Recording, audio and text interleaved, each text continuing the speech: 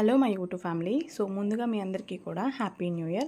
అందరూ new year బాగా celebrate చేసుకోవాలని మనస్ఫూర్తిగా కోరుకుంటున్నాను. అలాగే ఈ న్యూ ఇయర్లో మీరు ఏ గోల్స్ పెట్టుకున్నారో అవన్నీ కూడా రీచ్ అవ్వాలని మనస్ఫూర్తిగా కోరుకుంటున్నాను.